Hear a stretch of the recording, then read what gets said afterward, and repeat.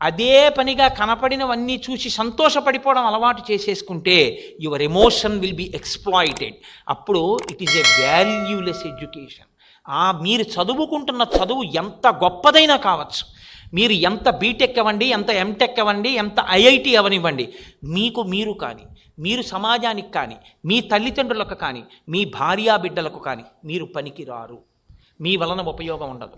నేను క్షమింపబడేదను గాక, మీలో ఎవ్వరికీ అటువంటి స్థితి కలుగకుండుగాక. మీరు ఒక్కటి జ్ఞాపకం పెట్టుకోండి.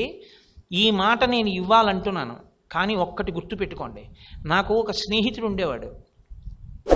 నేను ఒకసారి వాళ్ళ ఇంటికి వెడితే అతను అన్నాడు, ఏమో నిన్న 100 రూపాయలు ఇచ్చావు, 50 రూపాయలు పెట్టి పెట్రోల్ కొట్టించాను, ఇంకొక 50 రూపాయల్లో నువ్వు కూరలు తిమ్మన్నావు, రైతు బజార్ నుంచి కూరలు తెచ్చాను, 40 రూపాయలు అయిపోయి ఇంకా 10 రూపాయలే ఉన్నాయి, ఆఫీస్కి వెళ్తున్నాను, గబుక్కుని పెళ్ళిళ్ళ టైం కదా, ఎవరైనా పెళ్లి కార్డు పట్టుకొచ్చిస్తే డొనేషన్ వేయడానికి డబ్బులు ఉండాలి కదా, ఇంకొక 100 రూపాయలు ఇయ్యి పర్సులోకి అన్నాడు. అంటే ఆవిడ 100 రూపాయలు క్యాజువల్గా పట్టుకొచ్చి ఇచ్చింది. ఆవిడేం ఉద్యోగం చేయట్లేదు, ఇతనే ఉద్యోగం చేస్తాడు. 100 రూపాయలు జేబులో పెట్టుకుని వచ్చేస్తున్నాడు. అతను నాకు బాగా ప్రియమైన స్నేహితుడు, పేర్లు ఎందుకు చెప్పాలి. నేను అతన్ని అడిగాను, ఏమయ్యా ఏమిటి 100 రూపాయలు మీ ఆవిడ ఇస్తే ఆ ఖర్చు వివరం అంతా నా ఎదురుగుండానే అంత చెప్పి 10 రూపాయలు ఉన్నాయని క్లోజింగ్ బ్యాలెన్స్ కూడా డిక్లేర్ చేసి మరీ 100 రూపాయలు పుచ్చుకున్నాయి ఉంటాయో అన్నాను. అంటే అతను అన్నాడు, ఏమి లేదయ్యా కోటేశ్వరరావు, నాకు ఒక బలహీనత ఉంది. నాకు అప్పుడప్పుడు వ్యసనం మీదకి దృష్టి మరలుతూ ఉంటుంది. ఎప్పుడో ఒకసారి అలవాటైన వ్యసనం, దాని నుంచి నేను నిగ్రహించుకోవడానికి చాలా ప్రయత్నించాను. నేను ఆఖరికి ఆలోచించి నాకు నేనుగా ఒక నిర్ణయం తీసుకున్నాను. పరమేశ్వరుడి దగ్గర ఒట్టు పెట్టుకున్నాను. నా జీతం పట్టుకెళ్ళి అనా పైసలతో పే స్లిప్తో మా ఆవిడికి ఇస్తాను. నేను ఏ డబ్బులు తీసుకున్నా మా ఆవిడని అడిగి తీసుకుంటాను. 1 రూపాయి కూడా మా ఆవిడికి చెప్పకుండా ఖర్చు పెట్టను. అది నా ఒట్టు. ఇప్పుడు నేను ఆ వ్యసనానికి డబ్బు ఖర్చు పెట్టాలంటే నేను పెట్టుకున్న ఒట్టు ప్రకారం మా ఆవిడికి చెప్పాలి, నేను ఇందుకు డబ్బు ఖర్చు పెట్టుకుంటాను ఇమ్మని. అసలు ఆ మాట నా నోటితో చెప్పడానికి చచ్చిపోతే తప్ప చెప్పలేను, అంత సిగ్గుపడాలి.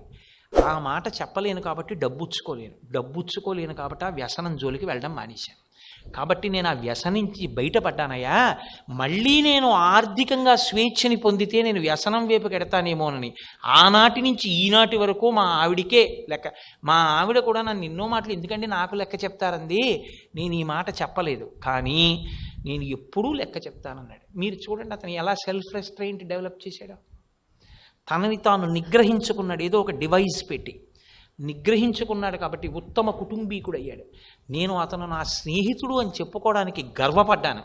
ఈ సందర్భాన్ని నేను ఎన్నో సభలలో ప్రస్తావన చేశాను. ఒక వ్యక్తి తన బలహీనతని తెలుసుకోవడం చాలా గొప్పతనం.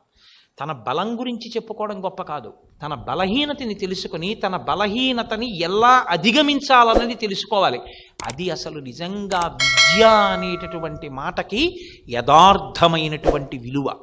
ఈ విలువ మీరు పూర్ణంగా సంతరించుకునే ప్రయత్నం చేయండి. మీరు జీవితాంతం ఈ సెల్ఫ్ రెస్ట్రైంట్ అనేటటువంటి దాన్ని బాగా డెవలప్ చేసుకోండి. సెల్ఫ్ రెస్ట్రైంట్ ఒక్కటి మీకు అలవాటు పడితే, నేను మీతో అన్నానే, the immediate result of education, the immediate value of education is nothing but conduct.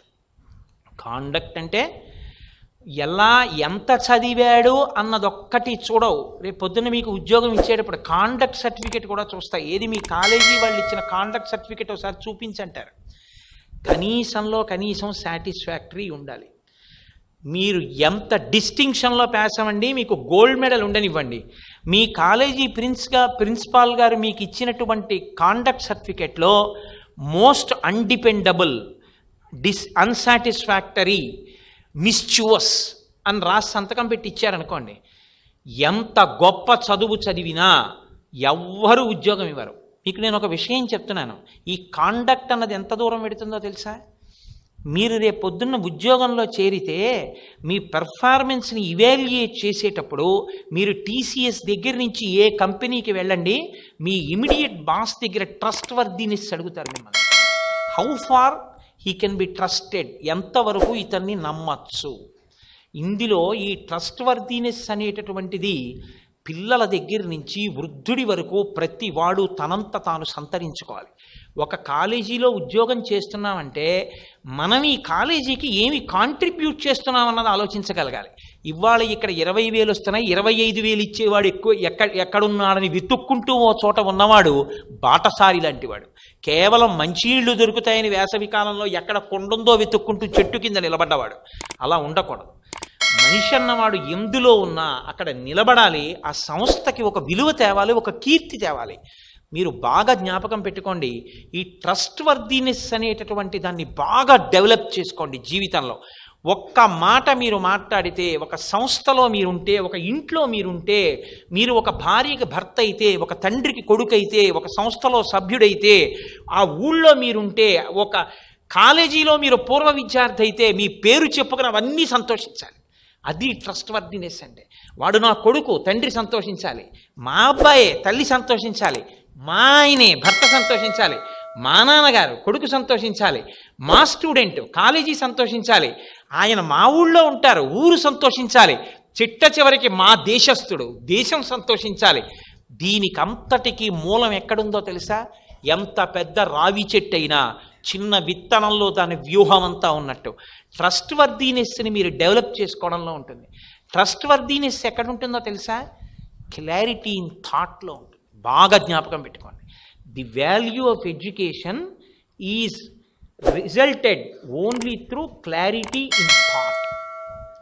1000 మంది మాట్లాడచ్చు, కానీ 999 మంది పొల్లు మాట్లాడతారు. ఒక్కడుంటాడు, వాడు ఒక్కటే మాట మాట్లాడతాడు, కానీ ఎంత క్లారిటీ ఉంటుందో, స్పష్టత ఉంటుంది. కంచి మీరు